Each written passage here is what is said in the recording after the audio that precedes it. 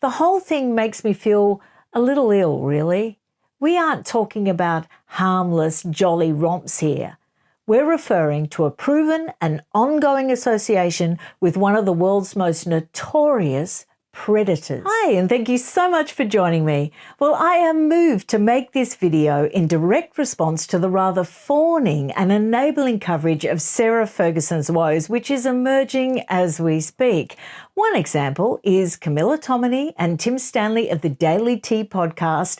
Now, thank heavens for Andrew Loney actually appearing on this podcast because he was there to counter some of the spin.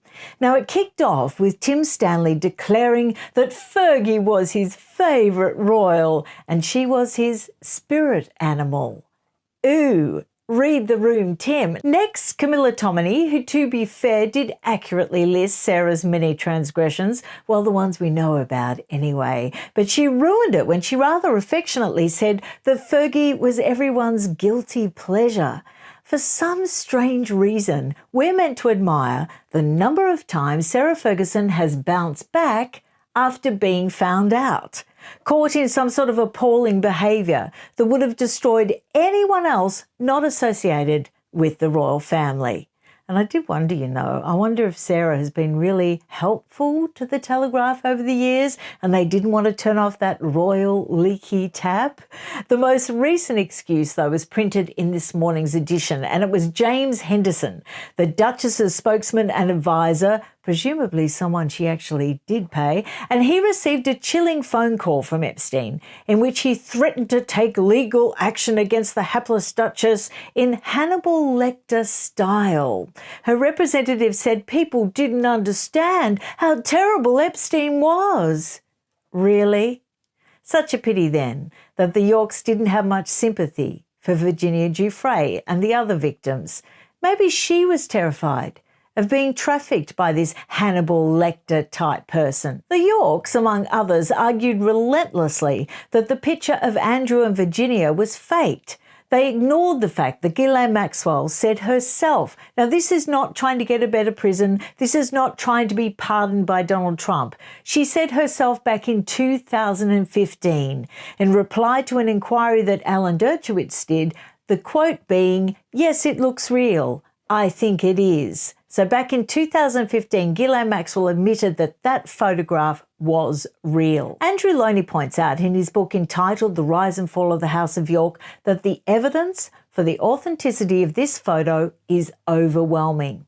He tells us that Virginia Giuffre gave 20 photographs to the FBI back in 2011, which were scanned by the FBI on both sides. However, only 19 were shown in the public record of the meeting. Andrew Loney, though, knows it existed. He gives us the reference numbers of the one that's missing. Sarah and the Yorks' associates, like Lady Victoria Harvey, went out of their way to undermine Virginia Giuffre. They mocked her. Like I said, they undermined her. They made out she was a liar.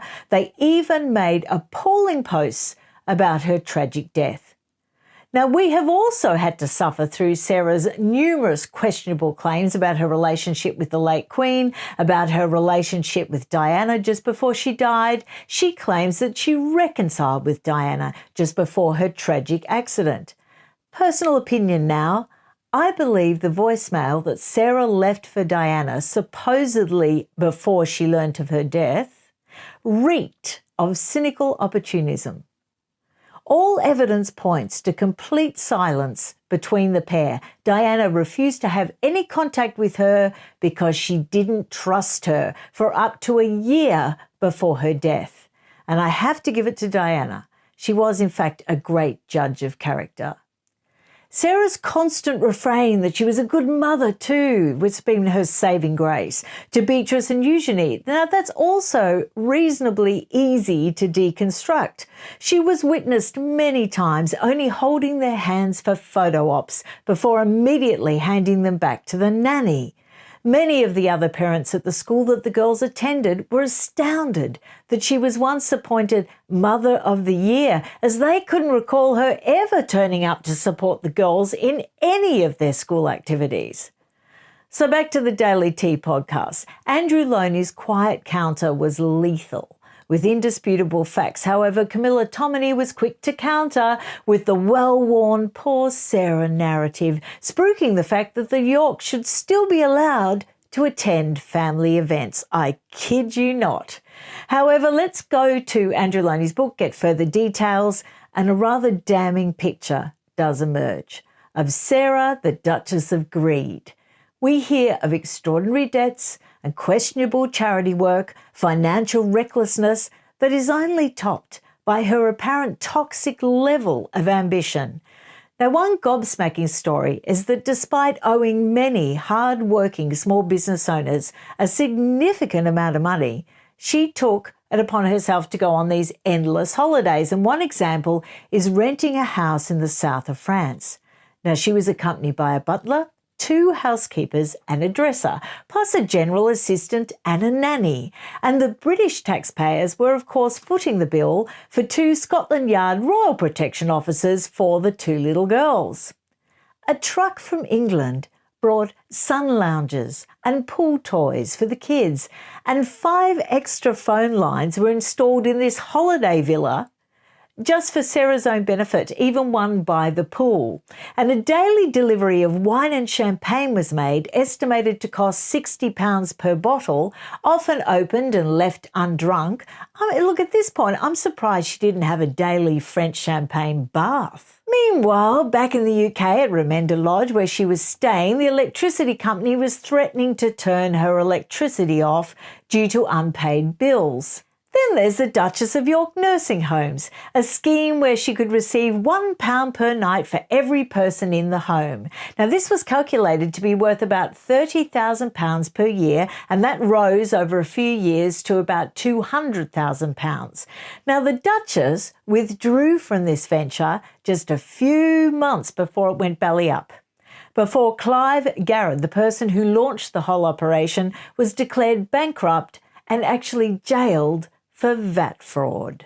Now, you would think that that would have warranted a closer look by independent financial authorities, wouldn't you? Just back in the time, you'd think they would have really dissected and looked at all that. However, as usual, they didn't. She has shamelessly exploited her royal status to make money, and yet she is never made to answer any of these questions.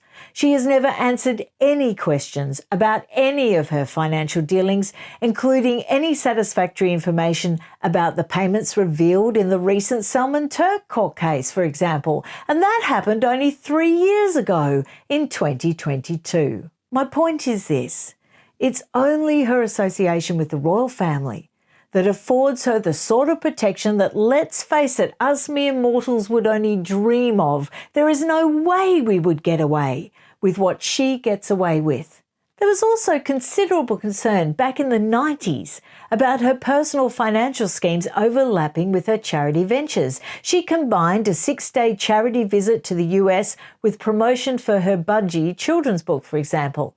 And despite earning an estimated $2.8 million from the Budgie books, she still managed to complain that year in a speech at the National Press Club that she was short of money. Now, 58 companies had purchased licensing rights to produce Budgie merch, and emblazoned across all of it was HRH, the Duchess of York. So can we not pretend anymore that there would have been any interest in any of these ventures if that hadn't been emblazoned across it? Now, her private secretary at the time admitted that no percentage was going to charities either, as previously promised. And in 1996, the palace revealed that the Queen had met Sarah's debts on several occasions. Now, these were 6-figure sums. However, upon the Yorks' official separation, the Queen managed to get out of it and put it out there in a public statement that she was no longer responsible for Sarah's debts. The evidence is overwhelming in this book that she is a person not worthy of the status the royal family continues to give her. And we've witnessed many charities cancelling her as their patron over the last few days. But is it really just their responsibility? Is it the charity's responsibility to hold this woman to account?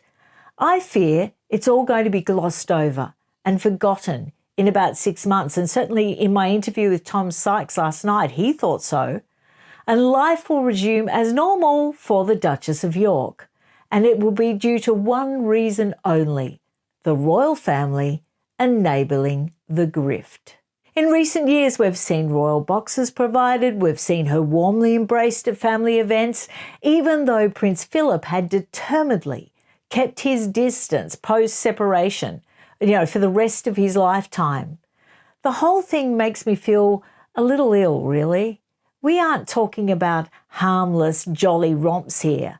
We're referring to a proven and ongoing association with one of the world's most notorious predators. So don't try to paint yourself as a victim this time, Sarah. You do a dreadful disservice to the real victims of Epstein, many still in hiding, living in absolute fear. Girls who truly suffered under the coercive control of your supreme friend. I'm waiting for a proper response from the palace, and I won't hold my breath. And that, quite frankly, is unforgivable. Leave your comments down below. I look forward to reading them all, and I'll share them in a future live. Thanks for joining me. Bye.